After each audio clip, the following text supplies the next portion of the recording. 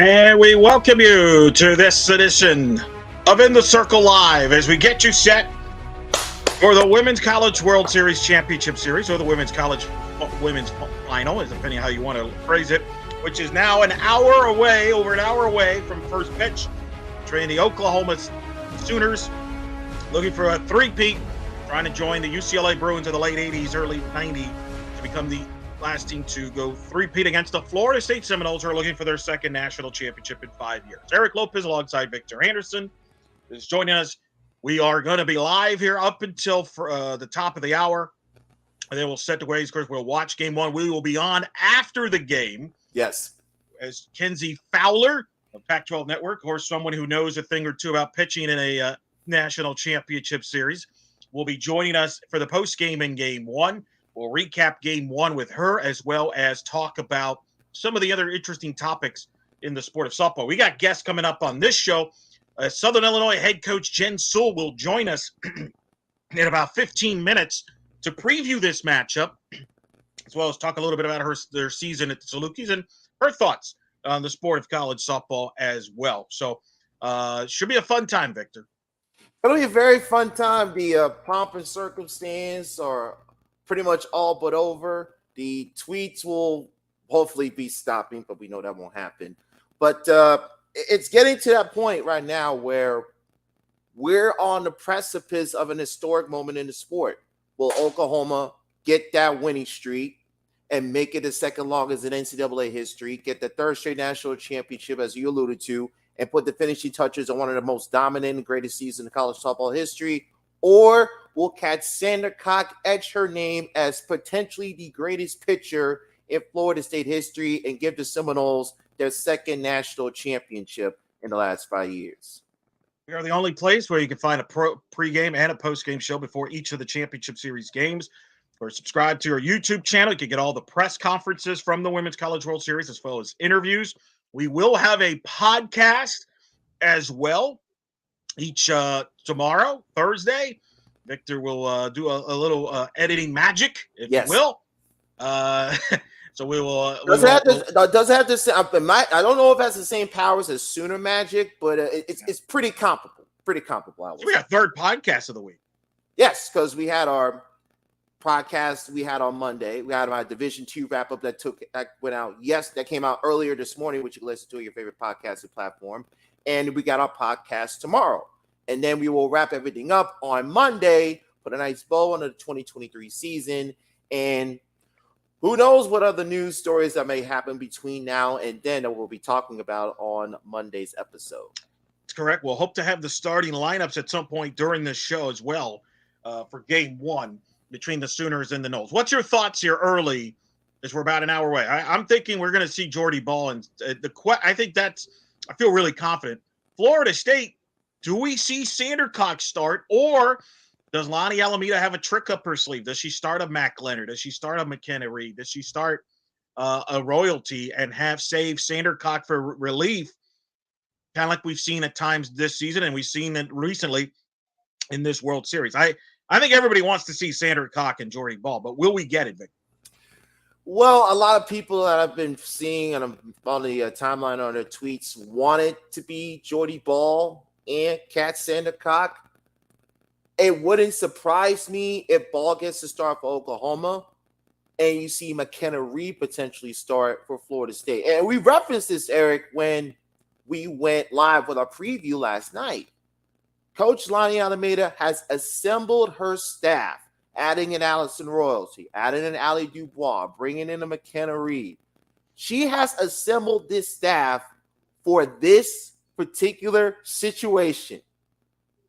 Oklahoma, best 2 out of 3 with the national championship hanging in the balance. And she has a lot of cards in her deck she could play.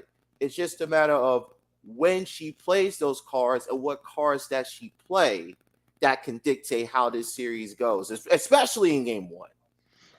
Well, and that's the big part, right? Because whoever wins, the team that wins has the upper hand. They can do whatever they want in game two, in theory, as far as their pitching's concerned. In game two, if you're the loser of game one, you're in a tough spot. So I'm really fascinated to see both coaches handle this situation here early on. Obviously, make sure you, of course, send your comments and questions throughout the show, both on the pregame and the postgame. We'll pick some of those questions to address, not only for me and Victor, but as well as with our guests. We'll ask our guest questions as well. Victor, you're going to be on here pre and post, right? You're doing the double dip? Yeah, I'm doing pregame and postgame. Eric Lopez, full disclosure for those of you who didn't watch us on our live show last night, the Miami Heat are playing Game 3 in the NBA Finals at about hour and change from now in Miami. So Eric will be a little bit more stressed out about it than I am. So essentially, Eric, we're flipping roles for when we started doing this in 2019, where you would host the show, you would have the guests, and then I would come on and share my 2 cents. We're essentially flipping roles. Well, I'm starting with Kenzie Fowler, and then you're coming in relief. Well, I'll join. I'll join. We'll see how the game goes. Who knows? That's going to be wild. I don't even want to think about it. Yeah. The point in So, time. all right. Let's talk about, this has been interesting. This championship series has got a lot of talk today. Victor, I think you watched Around the Horn. It was a topic. Yeah, it was. At the end, it was definitely a topic, and pardon the interruption. It was. With Tony Kornheiser and Michael Wilbon in the toss-up segment. For those that may not have watched those shows, explain what was said on those 2 respective shows, because that has gotten play on some of the platforms. Richard Deitch podcast, it was a media podcast, interviewed Beth Mallins and Michelle Smith. Yes. He recorded that prior to the World Series. So softball getting a lot of buzz. The ESPN came out with their numbers. They're up 3% this World Series from last year. They have 6 games over 1 million viewers, headlined by Oklahoma and Tennessee, which did 1.4 million on ABC. Stanford, Washington, to me, was the big story there. It did 1.3 on ABC. That tells you about the star power for Stanford and their particular star. We'll talk more about Stanford throughout these next few nights. But what was said on Around the Horn, because I had it on, but I was trying to rush because I'm making dinner because I know I got to go live. I saw it was one of the final topics on Around the Horn. And then I listened to the topic. Wilbon, you called him out. You said, hey, talk some softball Northwest. Well, he talked some softball. Bravo to Mike Wilbon. By the way, like the man. Thanks for muting me, by the way. I was just doing my Tony Reali there. I was just doing my Tony Reali. I didn't do any self-promotion. I didn't mention anything about the process. I didn't miss a 16 over a 1. So I'm trying to figure out why you're muting me. I'm just warmed up. You'll mute me at some point later in the show, I'm sure.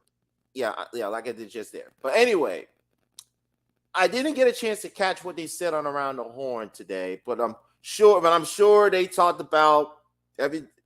Again, I just want to state this, ladies and gentlemen. Can we stop talking about this whole Oklahoma celebration deal? You were with us last night. Grace Lyons said it clearly, perfectly, and eloquently about that whole circumstance. So let's stop trying to make this a non-story. Athletes are showing passion. They're showing it towards their team and their fans.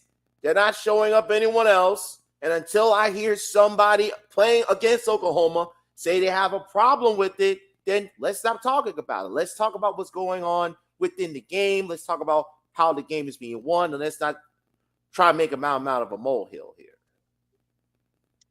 We'll see. I don't think that's going to stop talking.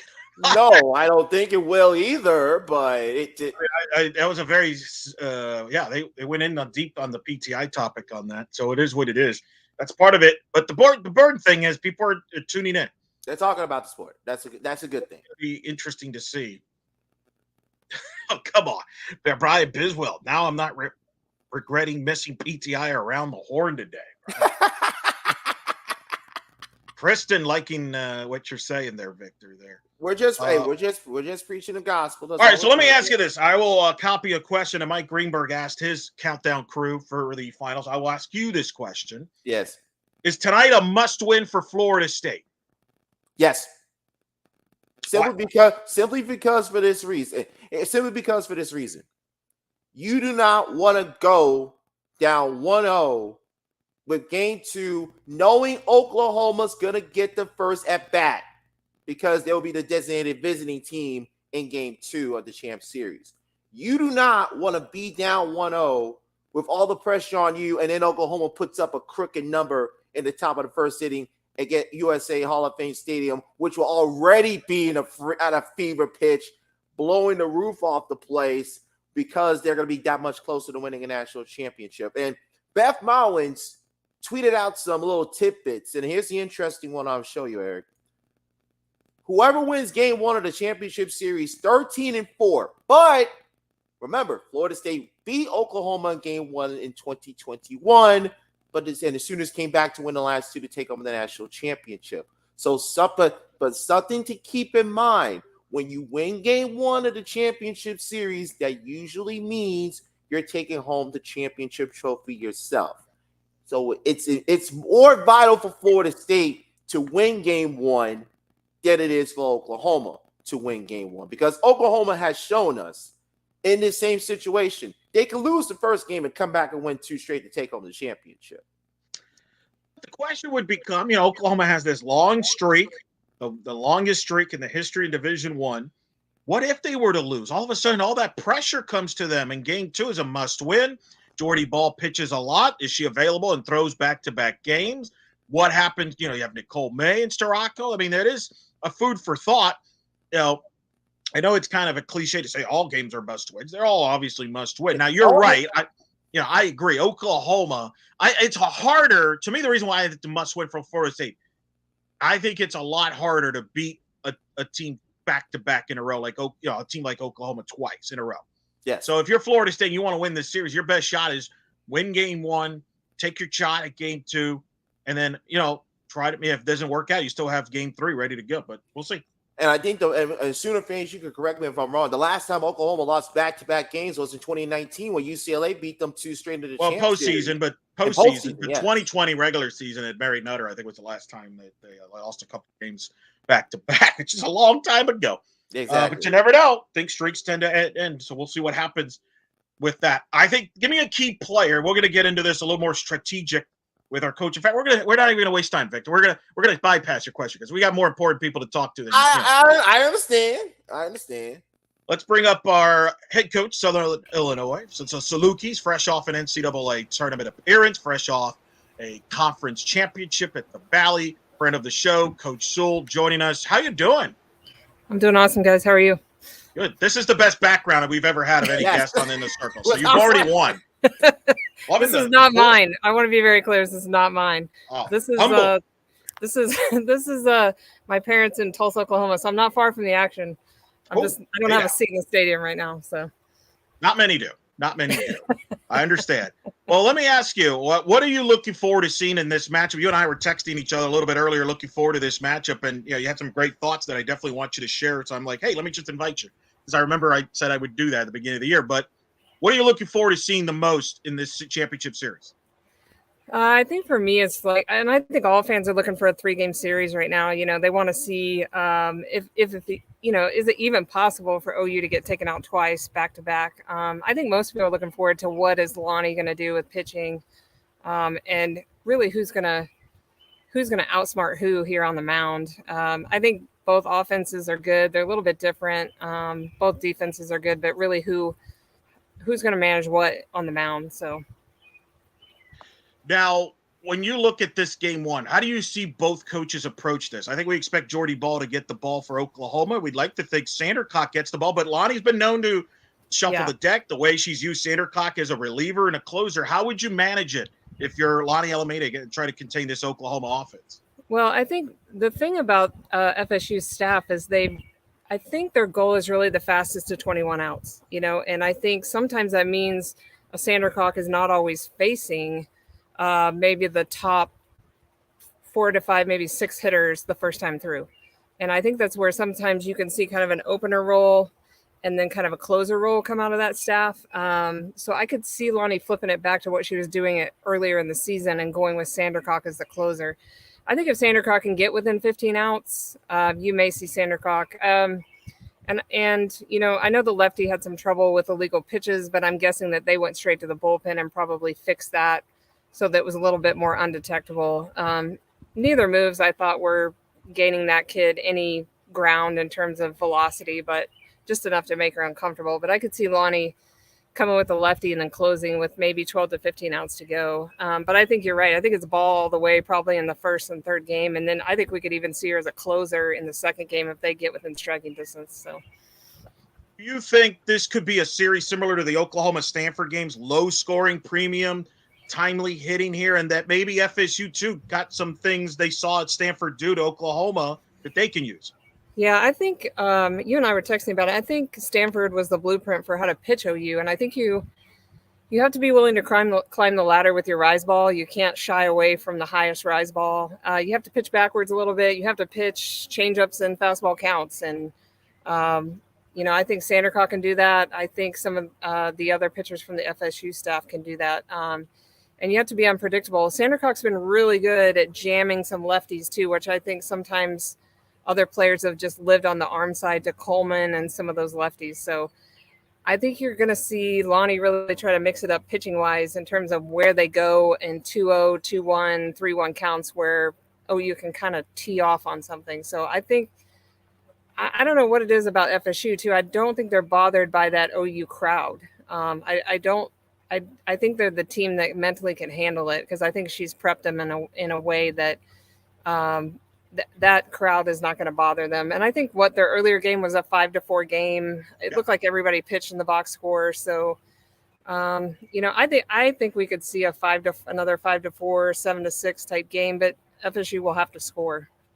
Well, they played earlier this year in Norman. That was part of a trip to Oklahoma that Lonnie took FSU. They played a 3-game series in Stillwater and a midweek in Norman. And she said part of the reason was to get used to the atmosphere, the environment. Do you think that helps either or, the fact these teams played each other? Does that give an edge to anyone? Yeah, I'm always interested. I think there's always an intent behind that. I just think Lonnie probably knew the product that she had on the mound and had to get them ready for a lineup that could go 1 through 9 and even bring kids off the bench. I do think OU was a little hotter offensively at that time. I think Haley Lee was hot. I think Tiare Jennings and Brito and some of those have never cooled off, but I think it was a little bit different 1 through 9. And I think honestly, FSU's lineup has heated up a little bit. So you've got some kids in the bottom of their order that are producing some quality at bats and even some homers and getting on base. So I think they look like two different teams in a way. Nobody's, any lesser evil of the two, right? I think these are the two clubs that should see each other in the championship, but I do think it's probably a little bit Lonnie's advantage in terms of like just experiencing that crowd. Because, in a 12, 13,000 person stadium, probably 90% are rooting against you. So, and on that note, Coach, how important it will be for Florida State to get a couple runs early, potentially in the first inning, to kind of subdue that crowd and get their contingent of Garden and Gold up and fired up with this being the opening game of the Champ Series. Yeah, I think no one ever underestimates the Florida State alumni, right, and how they can show up big too. So I think we saw it the other day in their semi. I think they play a little bit different brand of ball, not probably the throwing the bat type. They play a little bit cleaner version in terms of that. So they like to kind of fly under the radar at you, and then all of a sudden you look up and you're like down by 1 or 2 and nothing overly crazy has happened. They've gotten on, stolen second, bunted, made you make a mistake, maybe squeezed on you, done something crazy, and you look up and it's in the 4th and you've got to start pressing a little bit. So I think Florida State's going to hope to score quickly, almost quietly in a way, and just keep themselves in the game. And I don't think you're going to keep, you guys talked about it earlier, you're not going to keep OU out of it. You're just going to keep them down enough that you can outscore them. So I think you'll have to bank on, 5, 6, 7, 8 runs in both games for FSU. Well, now we got some breaking news. Just got to confirm that our people in our chat, because they're smart fans, they got connections like we do. Lightning delay in OKC. They just issued a warning inside the stadium. They're evacuating the stadium as we speak. So you're in the right place in Tulsa, Coach. You clearly. We should have played here. I don't know what the problem is. Apparently the storms are in the west of part of Oklahoma City. Yeah. I'll defer to you. You know this state better than us, so I'll defer to you with that. This is typical June weather here in Oklahoma. It can pop up from anywhere. We had a rough storm yesterday, hail, lightning, and everything with no prediction of any weather. So it's pretty typical. The good thing about it around here is it can get in and get out pretty quickly. So, as long as it doesn't linger over the top of that stadium, and I think one of the best grounds crews in the country. I mean, if anybody can get a field ready to go, with lightning being the issue, I don't think we had any big weather concerns going into today. It's just one of those hot pop-up type things. So hopefully we can all get going and see the game we want to see. Yeah, hopefully we can stay on schedule because that's unique. I mean, this is the second year we're in the new schedule format of the Women's College World Series with the Wednesday, Thursday, Friday slate. What's your thoughts on the new schedule now in the second year? I think it's extremely fan friendly. I think it's extremely player friendly. I think we were getting kids to the point where they were mentally and physically exhausted, and trying to cram an action packed week literally into a week. I think the days off are well used by teams now. I could see both teams planning anything from just a complete day off and not even practicing, to doing just some recovery work. It gives them a chance to just sit with parents and friends and really enjoy the moment. And I think it's going to give us the best chance to see a fresh 2 teams in the championship series. And I think everybody got to use their pitching staff the way they wanted. If they were healthy, they could go. It let Tennessee's kid the other day go all, I think, 130 something pitches. So, which in the previous format may have been, she may have had to come out after 2 or 3 times to the lineup and saved her in a different moment. But I think it's allowed those that have a good number 1 and number 2 to make it to the semis and to the championships with using a little bit of bridge pitching, but not overusing their 1 and 2. And it's allowed offenses to score runs, and not be so overwhelmed by, I think fans don't even realize what goes on in a setting like that. The number of commitments that those teams do have, and they love them, but there's a lot going on even just in the hotel with their own fan bases, signing autographs, pregame, postgame practice, trying to get their own work in and their own recovery. So I think you're seeing teams that can go out and even just do a fun team activity, take a walk and see some sights and really mentally recover and play their best softball. I think that gives advantage, Coach, to those schools who end up staying on the winner side of the bracket, especially with this enhanced schedule. Because if you're in the losers bracket in the previous format, you have to turn around and play the next day, right, on 1-0 game. Now you win, you get a day off, you play Saturday, you get a day off, you win on Saturday, you have to play twice on Monday. So it really gives a more vocal point to get yourself on the winner's bracket because you could get their rest, you could get refreshed, and really give you a chance to play your best softball to play for a national title. Well, I know even some of the fans were making some comments on Twitter that they thought maybe Tennessee had played to move through the losers bracket. And I don't know that that's the truth, but I think it can be done still, right? It's not going to be devastating like it was before. I think they were using kind of almost in a pattern, but they weren't trying to necessarily go into the losers bracket. What they were trying to do is maintain enough starting pitching that they would have a shot in the semis, knowing that they had enough offense to come through the losers if they needed to. That obviously didn't work out, but it's a chance that each coach is now allowed to take. Whereas before, you just had to push your number 1 out there as many times as possible and hope that your offense could produce. We're joined, of course, right now by head coach Jen Sewell. Southern, as my phone's blowing up because people from the stadium we're evacuating. I'm like, I get it. We got word. I got it. Head coach. You're aware. You're aware. Conference champion of the Valley. I told you came on the show before the year to preview about your team, and you said if you won the title, now you got to come on every year. So this is part of the of the challenge there. Yeah, that's just a deal. So. Well, let's talk about your season a little bit. Describe the season for you. Because you won the conference tournament, you got to the NCAAs. Apparently, the committee loves to just fly you all out west, even though you could bus. We'll get to that. Left and right. But give us your thoughts on your season here. Pretty exciting year to win that conference bid. It's always hard to do in the Valley. Yeah, I mean, one of the most up and down years I've ever been through. Really, we're sitting through 30 games 24-9, 24-6, completely healthy. The tide turned. We had our number 2 actually go down with a major hip injury. That changed everything for us. I think we lost, 12 of them, maybe last 16, something like that. Just really changed our outlook. And it was really devastating, I know, to a club that was really looking forward to a big time postseason and a big conference run. But I was really the resiliency that we showed was amazing. You know, we were always in some tight ball games to those last 15, 16 games. And you know what? It kind of brought the best out in us at the end. We ran through the conference tournament pretty much through one kid all the way through, just an absolute bulldog, and Maddie Eberly, who will be back with us next year. But it was tough. I mean, the Valley every year, once you get in that conference tournament, it's everybody for themselves. I mean, we've had different Valley conference tournament winners for years, and I love the format of that tournament.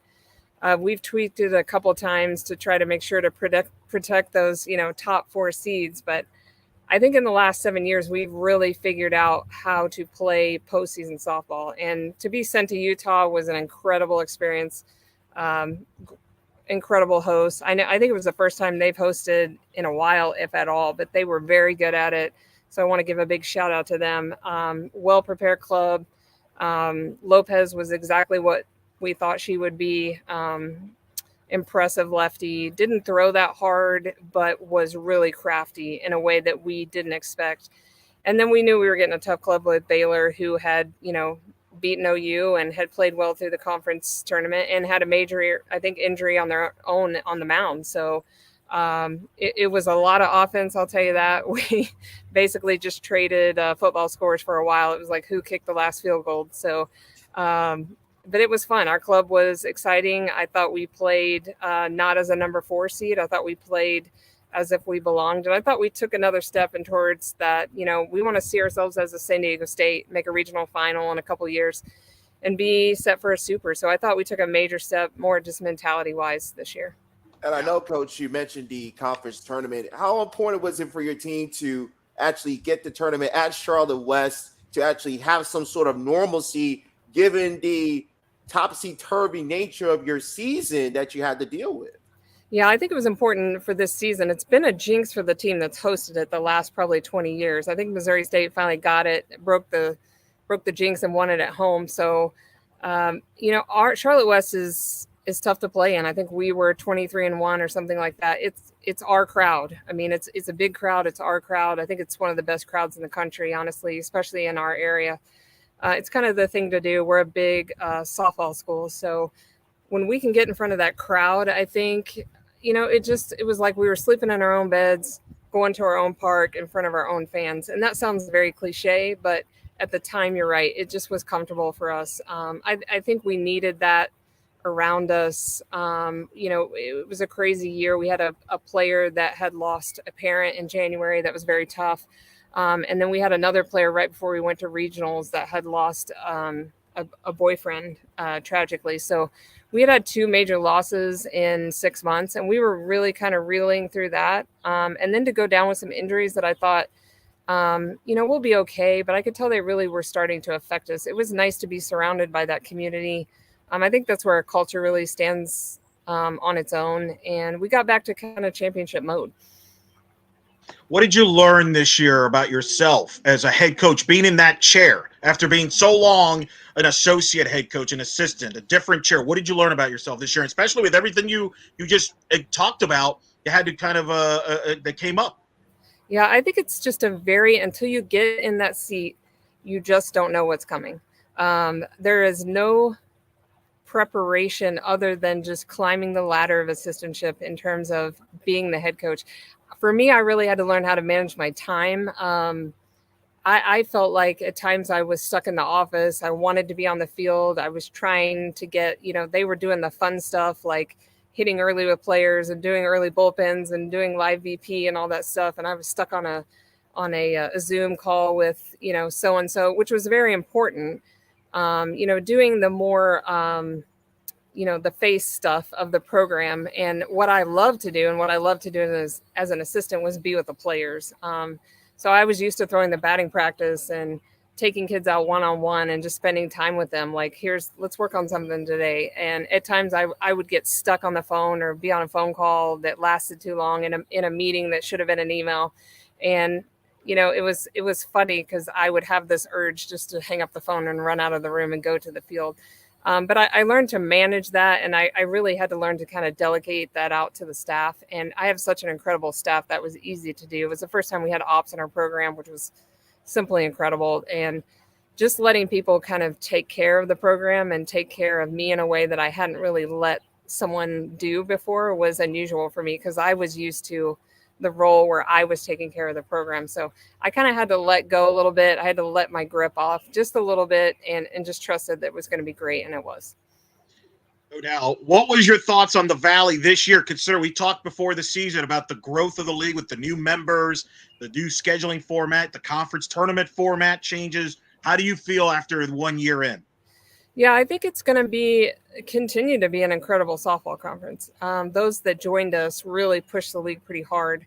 And, it's still going to be the UNI, SIU, kind of Mo State, Illinois State crowd that's going to sit there. But super impressed with Indiana State, came hard at the end, played very well. But you're going to see a Belmont, and you're going to see a Murray State. And you're going to, I think, UIC is only going to get better. It allows them to up their recruiting game and recruit, even better players than they already have in their program. But to see them take a big step, like super impressed with Murray State to finish where they finished. But I think they fit right in. I mean, as much as people say that we're a basketball conference at time, they're gonna push us in the softball area as well. And I think same with baseball. I agree, and I thought you had a case to be a 3 seed. They gave you a 4, and I thought, I don't know what it is. They love sending you to the Pac-12 because the last time you were in Tempe when Arizona State. But you were the headliner that first day because you pushed Utah to the limit. That was a wild back and forth game. I spoke to Kinsey Fowler, who called that regional, was super impressed with your team. What was your thoughts on Utah leaving that place? Because did you feel, hey, they could get to Oklahoma City, which is where they ended up going?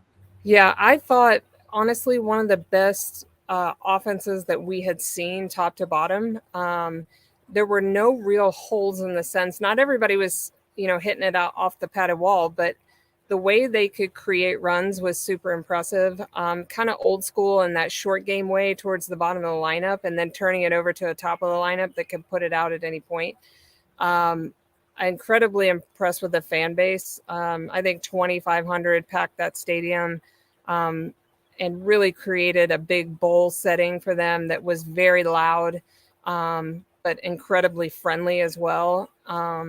I just was super impressed with the way I think Amy Hogue coached that team that year. I thought, she's a longtime head coach, and to let a Paige Parker and a DJ Gasso really dent that program offensively and pitching wise, that can be hard for a longtime head coach to say, hey, I'm going to give you these 2 really important parts of my program, and I'm going to let you go with it, and I'm going to trust it. And whether she was up or down in any game, she really sat back, relaxed, let her team do their thing. And I was super impressed. Yeah. Did your team, I'm curious, do you all like the fact that you were shipped out instead of busing? Like, because obviously there was a scenario I thought I had projected you might bus to Arkansas. Yeah. But you got shipped out at West. What's your preference on that? Well, and it was funny because they kept ticking off, right? And I'm thinking, man, the only thing left is like Utah and I hope they didn't forget us. But yeah, when Utah went up on the board, our kids erupted. I mean, you have kids from all over Southern Illinois to Southern Indiana to Texas to Arkansas. They may never be in Salt Lake City again, but the chance to go out there and just see something completely different was really impressive. And they were just really gracious to us in a setting where they don't have to be. I think at Arizona State, we definitely battled that crowd. They were a different type of crowd. They were on us from the first pitch. This was a very packed house, but very friendly crowd. They were very much so pro Utah. But at the end, even with Baylor and with Ole Miss, just coming up, you could see them shaking people's hands, saying great job to the players, to the coaches, and really just having a good time. It kind of had this like food truck, outdoor park setting. Everybody was in a great mood. They just wanted to see great softball. You could tell they understood the game, and they were longtime fans, and they stayed for every game. They never got out of their seats. Complete with dogs running around the park. I'm sure that was going on at your. That's what we said. You had the best setup of any guest that we've had. Hey, yeah, I may just dive in the pool when we're done. So fair, but I think Utah, by the way, who had not hosted since 2017, I think part of it is they they won the Pac-12 tournament, hosted for the first time in a long time. I think there was kind of like they were just excited to host. That probably played a factor because they had a similar atmosphere there for the super regionals. Yeah, and you could tell they went from, I think, right in the last 2 weeks of the Pac-12 season, they went from, we're good, we're pretty good, to we're really good, and we got a shot at this thing. And we may be a super regional team, and we may be a World Series team. I think when you beat UCLA at UCLA, that's going to be pretty much the ultimate confidence that you need. But I think Lopez was very well prepared by her pitching coach. And then offensively, it got to a point where we would try one thing, they would do the opposite, and they could constantly counter with their offense. And I was just really impressed in the way they sat back very relaxed. And if you're new to hosting, that can be very stressful. It takes a lot of resources. But they sat back very relaxed in every game and looked very comfortable in front of their home crowd. And didn't surprise me at all that they came back for supers and played well. What do you want your returners for next year to take from that experience of playing in Salt Lake to next year? The thing is, I want us to say, hey, we've had a conversation about it. Even just watching Utah play in the Super Regional, I had a couple kids turn to me and say, hey, that could have been us. And I said, it could have been us. I think we obviously took two pitchers to that regional. And we knew going in that we were going to have to score a whole lot of runs. And we did. I think we did the best we could in that department. But I know our players are sitting around thinking, hey, that could have been us. And that's the step that I needed for us to take. And I think we can take that. We have a lot of pitching coming.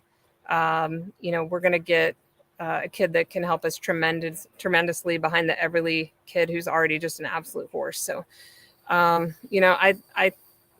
I would love to see us take the next step as early as next year and see us in a regional final and have a shot. I tell them every year, it takes a lot of luck, to get where these teams are. You really have to play well, be healthy. A lot of things have to go right. Seeding has to go right, those types of things. But you know what? I'm never going to count us out with what we have. So. Well, you mentioned it. San Diego State winning the regional, Los Angeles, there, Grand Canyon beating UCLA, Liberty eliminating a UCLA, among other results. A Middle Tennessee gets to a regional final, a Charlotte gets to a regional final. So I think it's there. UCF last year hosting a regional, getting to a supers. Even in college baseball, we just saw Indiana State host as a national seed and advance on a regional. So it is possible. I think there's a lot of examples that your players could see and say that I would be inspired if I were them coming back in the fall. Yeah, and I think McNeese too was another one that we sat and watched as a club. We're talking 3 outs away, right? And I think there's a couple mid-majors that their clubs are just doing about as well as anybody. Like I think San Diego State, McNeese, Charlotte, us. I think we're all in that conversation to start showing up in those regional finals. I think a lot of the fans were scared that this new bracketing, this new seeding was really going to push us out and then throw in some transfer portal, and you never know what's going to happen. But it was really going to push some of these high mid-majors out of that national picture. But I think you're seeing some of the mid-majors recruit themselves into positions where they can be in those positions as well. We're not doomed by the idea that, we were worried that people were going to start picking these rosters apart, and they really haven't. We've been able to, keep a sort of culture that, players want to stay and play. And I think, everybody was worried that, this is going to turn the top, so many programs into powerhouses and you'll never see the mid-major fun. That's the fun of the NCAA men's and women's basketball tournament, right? You want to see the Cinderella team.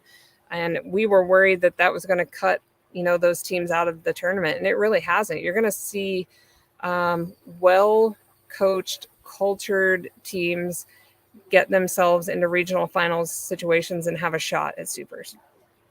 I want to ask you about this offseason. What are a couple things as a coach and all of you as coaches are looking forward? Obviously, July 1st is a significant date for coaches because it's the first day that programs, if they choose to, can expand their coaching staff and bring in a third full-time assistant coach or a full-time fourth coach overall on a staff.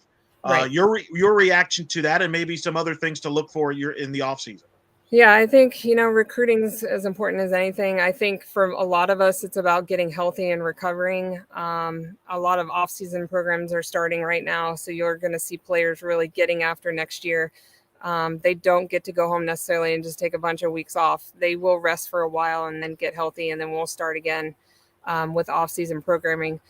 I think a lot of clubs are making decisions about what they want to do. I've had a lot of coaches from all levels just texting back and forth, like, what does your fourth paid assistant look like? Where is that money coming from? Who is that going to be? What are they going to do on staff? The big dogs are going to have their money and they're going to move forward with a full-time coach. Some of us are going to have to decide, do we want to split ops and things like that? Do we want to use more GAs? But you know what? The plus side for us is that it gets more people into coaching, and I hope that it gets more players into coaching. You want to see these, you want to see an Edenfield in the coaching game. You want to see a Jordy Ball come into coaching at some point. You want to see these guys get a chance to spread their knowledge that they're getting, and I think it allows them to stick around with their clubs or even go with new coaching staffs and try to suck them into the coaching side of it. And whatever role that is, we're always getting their knowledge back. And I hope it encourages more and more players to really get back into the game.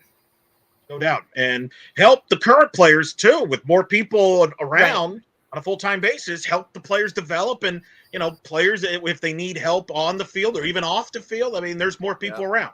Right. And the rosters are as big as they've ever been, right? I mean, at times we've had 22 to 28, to 30 players. I think you're going to have to see the NCAA increase the travel roster, which means, you still have to take care of players. You still have to provide time and energy for players. And I think you're going to see the coaching aspect of it too. You're going to need, like you said, more help. The bigger the roster, the more help you're going to need. And I think it only benefits the sport. I mean, we're going to go up tonight against the NBA Finals, Game 3, I think. So, if we're willing to do that, we know that we are a big brand. So, we're going to top out, hopefully tonight, probably, I think, was one of the biggest viewerships of all time. I see that coming. And then, another record attendance. So I think it only helps the sport the more we add to it. Well, and the sport's being talked about more nationally by casual media, like for, pardon the interruption, we had a segment on the championship series around the horn. There's more and more talk of softball nationally, games on ABC doing very well. That's all positive for the sport, that there's constant interest. I've always compared it, softball in the spring compared to kind of similar to football now, where people have that passion and enthusiastic interest. I think we're seeing that in softball on this platform. Yeah, the number of people that just approach me in an airport or just traveling and say, "Hey, I just loved. I turned on the game one day, got hooked, and I'm totally in." I had a son that played baseball, or I was a football guy, or whatever they're into. I watched a lot of golf. I love the softball side of it. It just keeps increasing. I've been super impressed with the number of people who are just willing to sit down and watch, and then they're totally hooked. And by the end, they're rooting for everybody. No doubt. We'll let you go on this. Give me your final thoughts in this Champ Series, FSU Oklahoma. Your final, maybe a key player, 2 things you're going to be looking for, and then if you want to make a pick, feel free. And if you don't, you don't have to.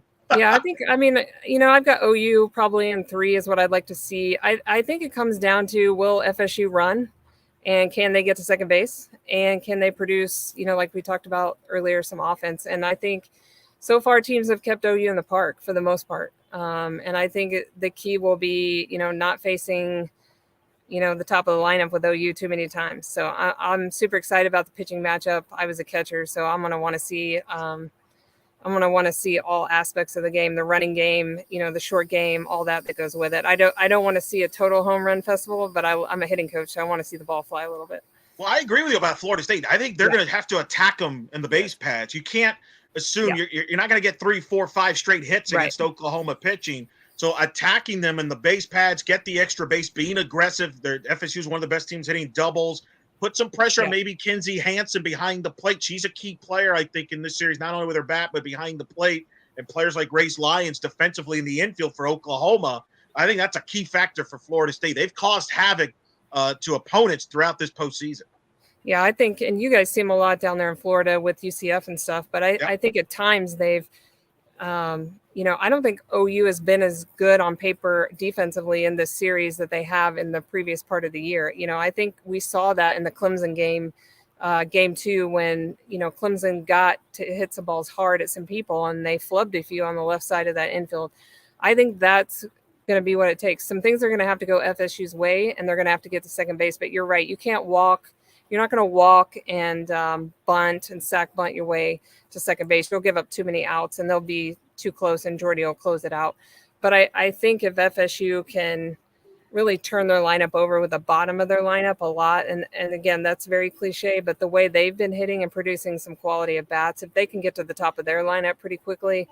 I'm a huge Mudge fan. I think she's something about that kid. When the World Series lights turn on, she turns on. So, and Edenfield seems to be stepping up huge, not having a great year overall, but having an incredible postseason. Agreed 100%. That's head coach Jen Sewell joining us. Coach, thank you so much for joining us. I know you're spending time with family there, but I love talking softball with you. We could do this for hours, but you've got a life. You have a life. We don't. Enjoy the championship series. Enjoy that background. I'm envious. I'm very envious. Awesome. I can't wait to watch. Thanks, right, Victor. Coach, thanks, Eric. We'll see you guys. That's head coach Jen Sewell joining us here on the live show. Victor, that was fun. Yes, that was fun to catch up with Coach. And look, Southern Illinois, they got some returners coming back next year, defending Valley champions. And Coach said they got some reinforcements coming into 2024. So don't be surprised if we maybe say the Salukis are a team to look out for in the 2024 season. No question. You'll if you missed that interview, of course, you could rewatch it here on our YouTube channel, or we'll probably have it up on the podcast. Yes. Victor will do his little magic editing. We'll air some of that interview as well on there. All right, so we have a weather delay, the latest out of Oklahoma City, and you all have been on top of it. The earliest they could start now, apparently, is 8:35 Eastern. Yes. First pitch. That is the earliest. That doesn't mean they will. Apparently, the weather is not moving as quickly as they would like. Victor, you have a lot of experience with weather in postseason. Yes, I do. In fact, the last time you were at Oklahoma City, they also had a weather delay.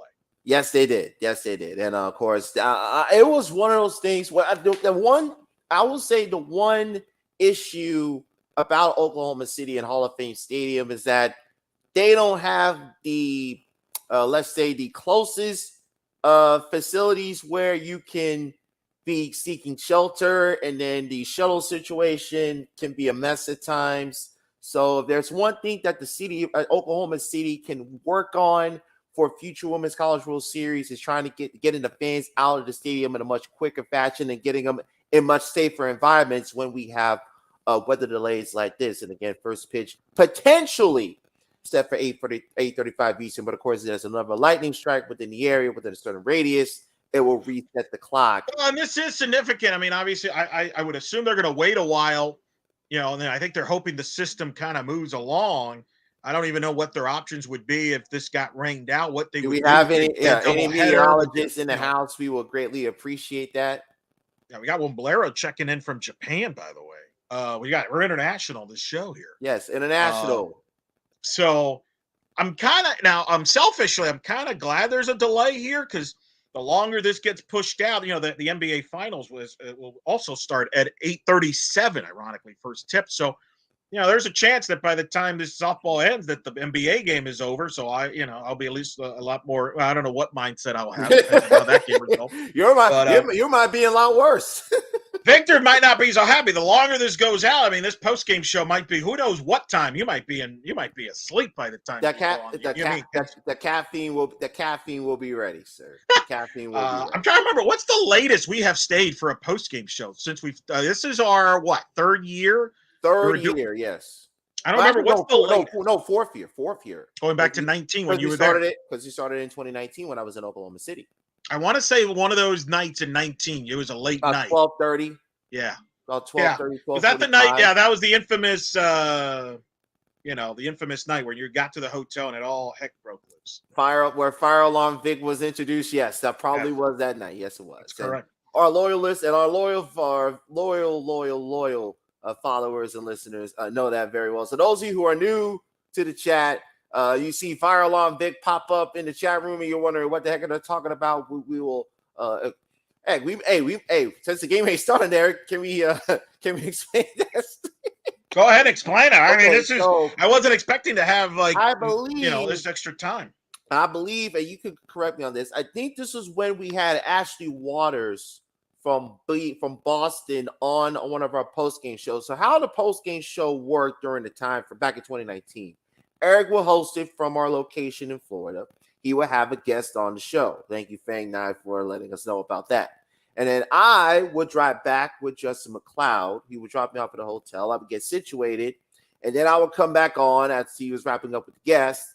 And then he would then I will give him my thoughts on the action that I saw in Oklahoma City. So one night after I got back from Oklahoma City, I was staying at the hotel, which is, I believe, it was right off the highway. The fire alarm goes off as I'm talking to Eric. I think it might have been Florida. I think Florida State might have been playing that night. I'll have to go back to the archives. You're noticing a trend. I knew a trend. FSU weather delay. Florida State seems to be in the middle of all this stuff that happens with our live shows. So the fire alarm goes off, and I'm literally talking as the alarm goes off, and Eric is looking at me with his perplexed look. It's like, is that a fire alarm going off? And I'm like, yeah. So yes, and that's how Fire Alarm Vic came to be. So the origin story, ladies and gentlemen, you're welcome. Weather issues, man. So, weather issues. I know. We'll wait to see if we get an update. We're going to figure out how long we'll stay. I don't know how long much we'll stay. We were not planning on staying beyond 8 o'clock. I'm not going to lie. So, well, full disclosure, we'll see how that goes. This is live programming here. Live TV ain't nothing like it. True. Give us an update on what else has been going on as far as in softball with Division II and Division III. So Division II, North Georgia took home their second national championship, knocked out Grand Valley State in 2 games in Chattanooga. You can listen to that episode right now. You can actually watch the episode or listen to the episode on your favorite podcasting platform. We had Brendan Gulick, who called the D2 National Championship, Elias Gadundo in Chattanooga. Also got to hear from Coach Mike Davenport and Dana Callahan. And we're also going to be working to get Coach Davenport to give his thoughts on winning that second national championship. I know, Brian, I did not trip the fire. It's kind of hard to trip a fire alarm if you're in the hotel room when the alarm goes off. So, I don't know. But yeah, in Division III, Salisbury and Trine are going to go to a decisive third game tomorrow. Salisbury came back and won game 1. Trine won game 2, 6-1. Our good friend Sydney Gerbach is calling the action, Eric, along with Lincoln Rose out of East Texas Baptist. So we will have a recap of that on our next episode on Monday. Did not know that. How about that? Yes, and he got calling. I've worked with both of those people. Yes, you have. So we'll see how that goes there. News out of the portal today: Kelly Lynch, according to reports to Justin McLeod, who's somewhere in hiding in the way. That's why we were. So he was going to pop in to give us a hey, what's it like in Oklahoma City? And then the problem is like, and you can relate to this. Not not a lot. Okay, for full disclosure. We did a live show in 2021 when it was a weather delay in Oklahoma City. And if you could go back to our archives on our YouTube channel. I was in one of the stairwells at Hall of Fame Stadium on my phone with the reception cutting in and out, doing the live show with Eric. And I believe that was that Kristen Sandberg we had on that show that Saturday on that day. It was either Kristen. No, it was Lisa. It was Elisa Goller. Lisa Goller. Yeah. It was Elisa Goller we had on the show. It was a Georgia Bulldog. I wasn't sure which one. We had 3 of them on there. Her Goller, Sandberg, and Laura Trout. Laura Trout we've had on the show.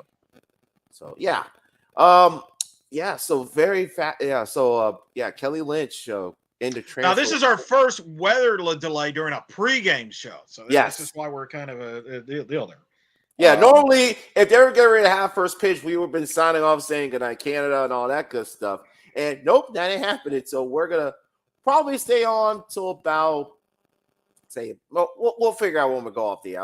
I'll just leave it at that, folks. But when we get an update, and whenever you give us an update, we will. That's what I'm scrambling on my phone for updates to see when if we're optimistic or not. But yeah, so so obviously got players in the portal. Mm-hmm. You obviously have a situation we talked about on the Tuesday night show with Lindsay Leftwich, the new head coach at North Carolina State. Obviously, some interesting offseason storylines, Victor, coming up. Which one has got your most interest as far as the offseason?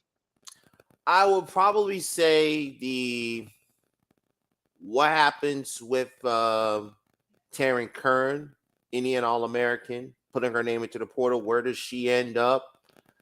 I'm intrigued to see how the coaching carousel goes around. NC State made a hire with Lindsay Leftwich, longtime assistant from LSU, part of that Beth Trina coaching tree. What does North Carolina do in terms of who they hire to replace Donna Papa? We speculated a couple of names on a previous live show. And I always tell you this, Eric, there's always one or two jobs that suddenly become open out of nowhere. We have no clue what that job or jobs might be. And here's a weird thing, Eric. Every year during Oklahoma City, at least the last few years, there's always been that one retirement. Well, we knew Mike Candrea was going to retire in 2019. We all kind of figured that was coming. What we didn't see coming was Lou Harris-Champer in Georgia. So what's going to happen along those lines? And then whoever replaces that particular head coach will cause another domino effect. And, of course, assistant coaches, because you're going to see a lot of low-level head coach, non-Power 5 head coaches trying to become that third-paid assistant. Well, that's a big one. I'm fascinated by July 1st. July 1st. Yeah, July 1st. I think you're going to see a lot of movement there. And it was cool to get Coach Sewell's perspective on that. I'll be fine, Mark. Thank you. There you go. So we'll see there. Again, if we have a post-game show tonight, which means there would have been a game at some point, we'll have Kenzie Fowler on, hopefully. Yes, we shall. And we'll talk in a lot of different other topics within the game and outside the game overall coming up there. But as we're approaching the top of the hour, still don't know. We're hoping 8:35. That's what they're hoping. But there's still lightning there. Who knows? Yes, it is still lightning. We haven't gotten any updates as of this particular point in time. By the way, shout out to our friend Alex Powers, who's on the ACC network with also Brittany McKinney and Kenzie. Yeah, they're doing a pregame there, talking about FSU there a little bit. Those have been previous guests of the. Well, two of the three, Powers and McKinney. We're still working on Rex, ladies and gentlemen. We're still working on that. We'll try. So we'll see how that goes. Give me your thoughts to this series. What are you looking forward to seeing once we do get this game underway? I think for me, the biggest key to the series is going to be Florida State's running game versus Kenzie Hansen. Beth Mowins put out a couple of tidbits about what things she'll be looking for. And she brought this interesting tidbit up in terms of Florida State, their running game, and Oklahoma. Florida State coming into the Champ Series, 133 stolen bases and 7 already in Oklahoma City. Kenzie Hansen has thrown out 5 of 6 runners trying to steal, and Oklahoma has only allowed 8 stolen bases all year. So going back to what Coach Sewell said when we had her on, when Florida State gets on base, do they test Hansen? And the success and or lack thereof they have against Hansen will dictate how Florida State will approach and try to attack.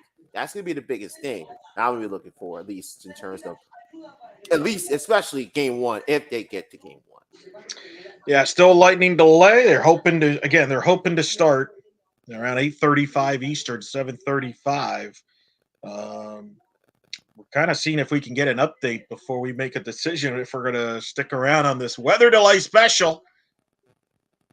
The delay, the warm-up /, weather delay version of In the Circle Live tonight. It's a first, Victor. This is a first. Looks, I want to, it looks like now, according to Jessica Mendoza, she just tweeted this, and we haven't gotten confirmation of it as of this time. Man, Jessica Mendoza is tweeting 8:45 Eastern. We have not heard anything official as of yet. As soon as we do, and Mark, we're still hearing 8:35 as well, Mark. So we're hearing the same thing you are until we get something official from either someone from NCAA softball or from one of the respective teams. Then we'll know what time we're gonna get going. Yeah, we might just stay an extra few minutes until we get a final official time start. We weren't planning on doing a 2-hour show, I can tell you that. No, we weren't. But we weren't planning on it. All right, now let's go over our tiebreaker purposes for those that missed it. Of course, last week we did a draft. Victor took Tennessee. You had Stanford, right, and Utah. Yes, I did. I have Florida State, Oklahoma State, Washington, and Alabama. The key is which of these teams would knock off Oklahoma at least once. Whoever had that team wins. If not, you go by run differential. So, for example, Victor had Tennessee and Stanford who played OU twice. So the combined run differential is minus 13. Yes. So I need Florida State this week to either win one game, which would clinch it for me, or if they lose twice in two games, lose by 12 runs or less in the run differential. If it ends up being 13 runs or more, Victor wins this little draft game that we've made up. How you feeling about that, Victor? How you feeling? Well, I kind of alluded to last night. I wasn't prepared Saturday to have Karen Wheatley go with her freshman Pickens. Not that she's not a great pitcher, she is, but when you're taking on Oklahoma, you probably think you're going with Gottschall or Rogers. So I don't think anyone was prepared for that. So I'll take that on the chin. But hey, Stanford had chances in both of those games versus the Sooners. Oklahoma got the critical hit. Stanford could not, and that's why the Sooners find themselves 2 wins away from a third straight national championship. And the big question is, will they do it? Are they going to do it, Victor? Are they going to go three-peat here? Are they going to make history? Or is Florida State going to deny them here and win it? I mean, that would be significant. It would be the second national championship for FSU in 5 years. Or Oklahoma wins their third straight in a row, first team to do it since 1990. Plus, it would be, 7 national titles for Patty Gasso, which would put her one away from tying Mike Condrea. Yep. And a lot of people already feel that Patty Gasso is the greatest coach of all time. Her winning a third straight national championship and then 6 and 9 years would put her, again, one away from Mike Condrea. I don't think it's going to impact where people have Patty Gasso because some people already have her as one of, if not the greatest coach of all time. This might just confirm it for others. Kind of like Steph Curry, nah, I'm not going to go down that route because I know people are very sensitive when we try to compare other sports, and I don't want to go down that route at this particular point in time. So we're hoping to get softball at the bottom of the hour, 8:38, 8:35. Well, they have what they're doing is they're ESPN. I've just looked over my shoulder, and Brian Biswell pointed it out. They are re-airing the Stanford-Oklahoma game from Monday from the first inning. Now, I don't know what that means. I think they're hopeful that they can cut away from that in about a half hour. Yes. But if this drags out longer, then who knows? But I don't know. I think both teams do not want to have this come down to a doubleheader scenario tomorrow because from a TV slot standpoint, that is not an ideal situation. No, it's not. But actually, Fane brought up an interesting question. I want you to touch on this, sure. Sir. If they do get rained out tonight, and they do have to go to a potential doubleheader tomorrow, who has the edge there, Oklahoma or Florida State? Yeah, I think both teams could say that's an interesting question because I'm trying to remember the last time both teams even played a doubleheader. FSU just played a doubleheader recently in the regional final. I would think Oklahoma would have the edge only because I think they have a deeper offense than FSU. But again, FSU has a lot of arms. So strategically, it is different because if you're Lonnie Alameda, do you throw Catherine Sandercock to both games, for example? Is she available for both games? Same thing, though, with Oklahoma. Is Jordy Ball going to be available for both games? Probably not, right? Whereas if it's a single game, she could be available in following days. So that would certainly affect some of the changes. Patty Gasso has said she doesn't like doubleheaders. So I'm trying to think. I don't believe Oklahoma has played a doubleheader since probably February, early March in the early tournaments. Yes. FSU did play a doubleheader against South Carolina in the Tallahassee regional. So I don't know. I tell you what, a doubleheader, though, that puts a lot of pressure in that game one. It adds really, right, to the momentum and all that. I don't know. I don't know if one team would have a clear advantage or not, though. I don't think. Here's what I could see. I could see them trying to do a doubleheader. Game one would probably be 2:00, and then game two would be at a normal 7:30 time slot. That would really mess up our schedule if that would be the case. But here's also something to consider. Do they call Wednesday? If I'm not saying that they would. If tonight is a wash, do they go Thursday game one, Friday game two, and then the if necessary 30 minutes after that? Or do they go Thursday, Friday, Saturday? We're going based on if they don't get this game in tonight. Well, and again, they're going to wait. They have time. Remember, it's an hour. It's only 7 over there. Yeah, 7:00 in Oklahoma. So, but I'm on my phone trying to get updates. Some people over there think that 8:35, 8:45, whatever you want to say, is a little too optimistic. Are we thinking maybe 9:05, 9:10 Eastern? As you know, Mother Nature only knows. Mother Nature. Well, and you would know better than anybody. Didn't you tell the story? You had to call a regional game one year in 2011. At midnight? No, actually. Okay, so what I like to say, what had happened was, at the time I was in my first year broadcasting for Rollins College in Division II. 2011, they hosted regionals. The first game, the plan was Tampa and West Alabama play at 3, and Arkansas, Monticello, and Rollins play at 7. Tampa game goes a little bit long. Tampa wins in a walk-off. Game ends about 5:00. About 5:30, 5:45, there's some inclement weather that comes in the area. Game gets delayed. First pitch was scheduled to be at 7:00. First pitch didn't actually take place till 11:03. And we didn't leave there until 1:00 in the morning. Because that game went 9 innings. And I'm going to be interested in seeing how the teams are handling it. And now Fang is saying there are new storms that are developing. So whatever 8:35, 8:45 optimistic start time that they were talking about, that's likely going to be thrown out the window. But it's always, and here's the thing. The concern whenever this game starts is that you're one lightning strike within a certain radius of the stadium away from the game having to be suspended, being put on pause due to the weather again.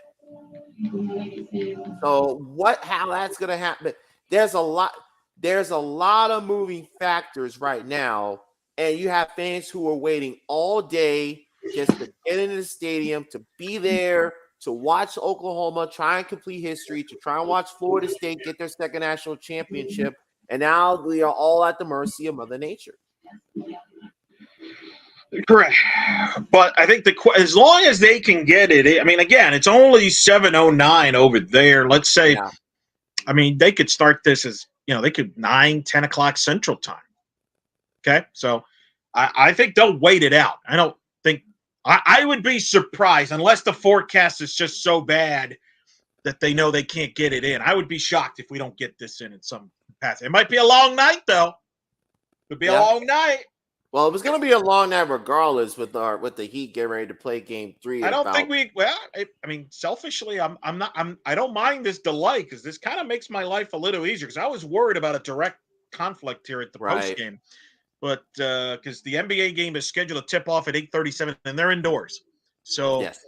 that should stay on schedule. If that somehow gets delayed by something, then boy, we're in for a wacky night. Yeah. That's all I'd say. Yeah. But obviously, this is an interesting and something I'm going to be curious about what ESPN does. This kind of affects ESPN a little bit. Scott Van Pelt is going to be on after this softball game. Well, what's the big thing tonight, Victor, that they do in programming is they want to have a lot of NBA Finals post-game coverage there. In fact, I want to say, yes, if my mind is working correctly, one of the nights on the weekend, if I want to say it was, what was it? Was it Thursday? Yes, it was Thursday night. I want to say they moved the softball game between Florida State and Oklahoma State to ESPN2 because Van Pelt, remember they had that long weather delay. Right, exactly. They moved it to ESPN2 because they wanted to stay on schedule to have Van Pelt ready for the post-game coverage of game 1 of the finals. That's a big thing. I'm not suggesting they're going to do that tonight, but that could be an interesting conversation that takes place here and if this drags out longer. That will definitely be in play. And now, again, that was a World Series. It's not a national championship series game. It was a World Series. But so I don't know if they would do that again. I think a lot depends on what time this game would start. But keep that in mind. I mean, that is important content programming. And that's one of the challenges that softball has right now, Victor, in the Champ Series is you're going up against the NBA Finals and you're going up against the Stanley Cup Final. And then this year in particular, the NBA Finals, obviously, like every year, is ABC/ESPN. Right now, every other year, the Stanley Cup Final is going to be on ABC. So you're going to have a tough competition. You are. There. I know the NBA contract TV wise is going to come up in a year or two, but all expectations are that ABC will keep it. But nonetheless, this is kind of because I know Beth Mowins and Michelle Smith was asked about perhaps having the National Championship Series on ABC at some point down the road. Well, it's tough because of this inventory that you have competition. Plus, here's the other issue. Can you imagine if this is on ABC and you're in a weather delay? Oh, with the networks and the news stations. Yes. Mm-hmm. So this is, they've kind of been able to figure out a way to put games on ABC early in the afternoon, and they've been fortunate from that standpoint. Now, these are some of the hurdles we're seeing. Here's the thing. Right now on ESPN2, they're having day 1 of the NCAA Outdoor Track and Field Championships. So if this game does continue to be delayed, which will be talking a long time. Again, well, the thing that worries me is they're showing the Stanford-Oklahoma game from the beginning. It's not like they're joining it in progress. Usually, if they join it in progress, they feel confident that, hey, we're going to be resuming soon. I don't know. They may have just played it conservative and just played it early. And, hey, if we have to come back early, so be it. I don't know. Exactly. That makes me wonder, though, if they think this could be a little longer. We'll see. Well, I mean, the tweets that we saw from Mendoza and Scarborough about 20 minutes ago indicated that they were feeling confident that they will be getting ready to go on the air about 8:30, about 8:35, 8:45. But the fact that we're doing this and there's new storms popping up in the air around the area. Well, and that's it's really the question is the lightning in particular? Yes. Is it in the area? The rain, is it soft enough where they could play? Probably not. Who knows? So we'll see what happens there. We have an update on Division III here. Yes, Shrine winning on a walk-off versus Salisbury to take home the national championship in D3. So Shrine lost game 1 of the Champ Series on a walk-off, and now they walk off the number 1 ranked team in the nation to take home the national title. Your thoughts on that? That's breaking news there. Yeah, breaking news. Thanks, Fang, for giving us the update with that. Well, that'll start. Hey, Division III. By the way, some word of advice: don't play your championship series during the World Series in Division I. Yeah, D2 got this one right, Victor. They got that one. They did. They did get that one right. Get it out the way. We gave them their platform. And by the way, Division II, keep it on the similar schedule next year, or move it up even earlier. Do not tinker with it. because, well, if you want us to be there. Correct. Well, we got to be there because it's going to be in our backyard next year. Well, I'm just saying. Don't schedule your most important games of the year at the same time as the World Series and D1. Don't mess with a good thing. Yeah. Gotcha. Correct. But I agree. Fang with an interesting question. Better spot, ABC afternoon on the weekends or ESPN primetime on weekdays? Well, it's tricky because it depends what you're talking about. Obviously, you know, like for example, tonight, well, if they play tonight and tomorrow and all that should draw the biggest numbers of the year in softball. But it's the championship series. Yes. I'm a believer that broadcast television like ABC is better than cable. There's more homes that have ABC, right? You don't have to have cable to have ABC, etc. And so I would rather be on broadcast. That being said, this is a pretty good slot for the national championship. I think the better question is, and we haven't, if you're softball, do you consider going the route that college baseball did, which is they moved their national championship series from a midweek, to a weekend, where now they're Saturday, Sunday, Monday. Now that was 1 year old. They did that to expand their tournament to give a little bit of actually, no, I think they did it actually to cram it a little bit because it was too long. It was too spaced out. Yeah. It was too spaced out. Here's what I would do. Because I will say this real quick, and then you go. If softball decided to change the champ series to say Saturday to Monday series, that might help their chances of being on ABC more, would go higher percentage because you have more slots. Maybe you don't play at prime time, but you might play in an afternoon, kind of like what we saw with women's basketball this year. Right, that was on ABC, but in the afternoon, and it drew a big number. That would require, well, because you're already pushing the series out to Wednesday, Thursday, Friday, and people are going to be flying out Saturday or Friday if it's done in 2. If you move it Thursday, Friday, Saturday, and then people fly out,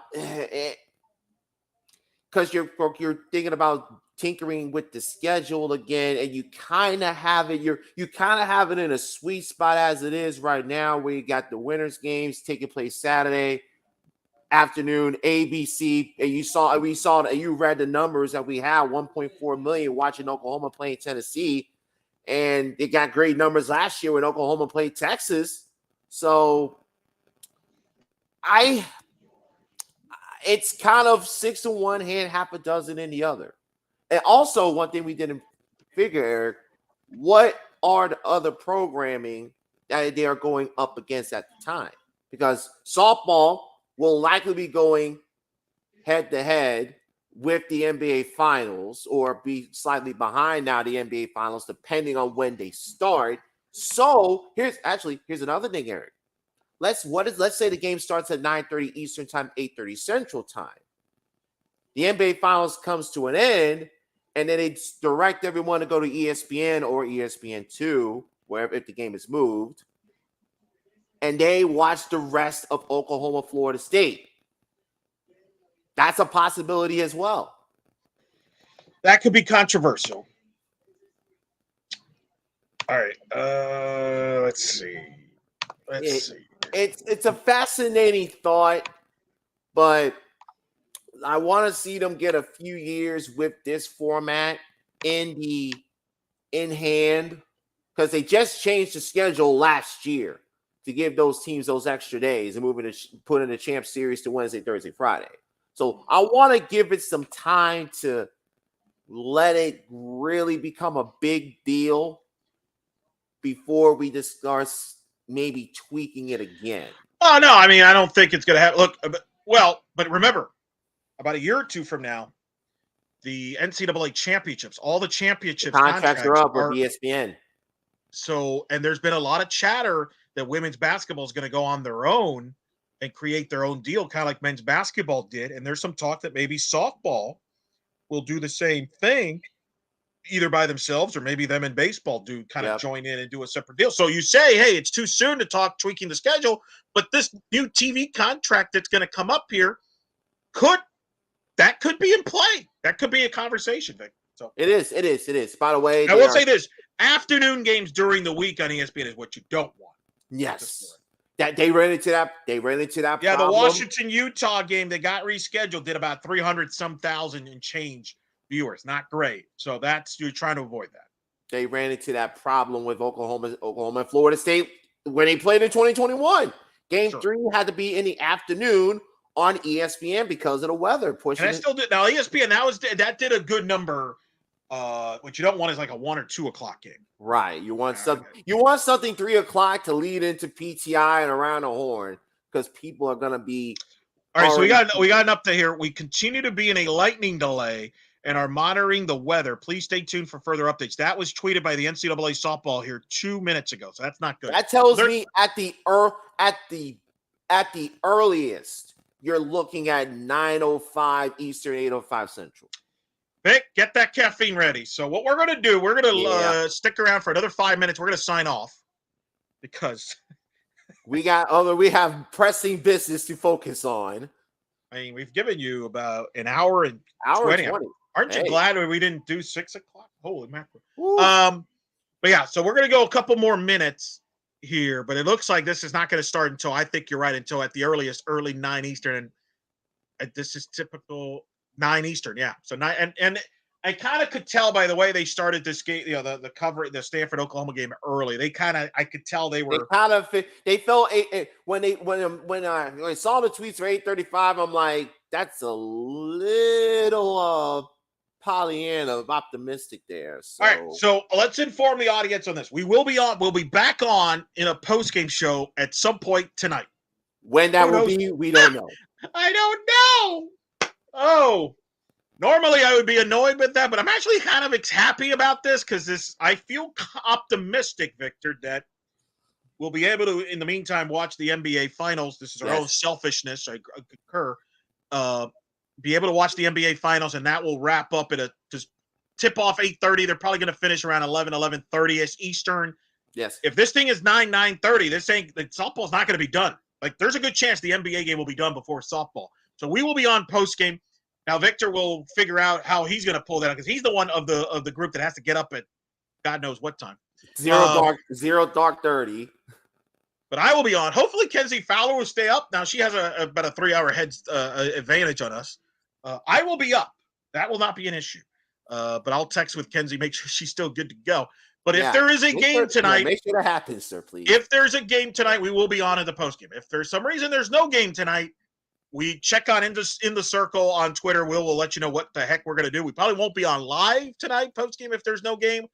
I don't know what we would do in a scenario. It depends on the schedule. Let's not even think about that. We'll cross that bridge if we have to. Hey, you can't blame Victor for this one. He's had a history of being on site for postseason games that have weather delays. Heck, you were at the Tampa Regional this year that had a weather delay. Hey, my hand. Whoa, no. I don't know. I was at the Tampa Regional and the weather hit after they won and clinched a berth to Supers. Little did I know I'll be calling. Little did I know I saw the last win that Tampa would have that season. All right, so Carson Katz just said that Holly Rowe is saying 9:10 first pitch. 9:10 is what they're hoping for. So that's about 45 minutes away from now. So here's what we encourage you to do: is you can just rewatch this show if you missed any part of this show. Yes. Once we sign off, you can rewatch it. You can watch our Tuesday show. You can watch all our press conferences in the meantime. Eric, people are asking us for picks for game 1. I need to know who's pitching. Who's pitching? I'm going to go Oklahoma. So I know who's pitching there. Vic? I will go. I want to say Florida State. I really do. But I'm going to go Oklahoma 3-2. Riley Boone is in the middle of the key sequence against Oklahoma to go ahead and run. Because she's been in the middle of all the action, as I said last night, the last few weeks for Oklahoma. Something to watch too. If they do resume later tonight, what the field conditions are, how slick and the crowd, right? Our money are going to stick around.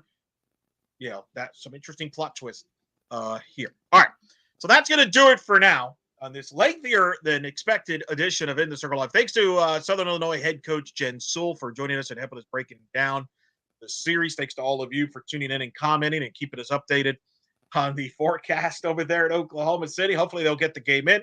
Hopefully. If they do, we will be on tonight, later tonight after the game. As soon as the game ends, we're going on live. We're not waiting. We're not wasting time. We're going 30 minutes. As soon as the final out is recorded, give us 5 minutes, and then we'll be online. We'll put the link. We'll put the link up. Who knows what kind of drink Vic will have on? Will be drinking at that point. It'll be caffeinated. Caffeinated drink. It'll be caffeinated. I don't know what else will be in there, but we will be on tomorrow. If schedule stays the same, we will be on an hour before the game 2, 6:30 Eastern. We're hoping to have multiple guests on that. If the schedule stays the way it is, we'll see. Actually, but anyway, we're on 6:30 tomorrow, so keep that in mind. That is the type of as long as the schedule stays. Presuming we're on schedule, okay. Presuming we're on schedule. So, all right, everybody. Hopefully we have a game tonight to talk about later on. Enjoy in the meantime your evening. Thanks for tuning in. For Victor Anderson, I'm Eric Lopez. We hope you've enjoyed this edition of In the Circle. Good night, Canada.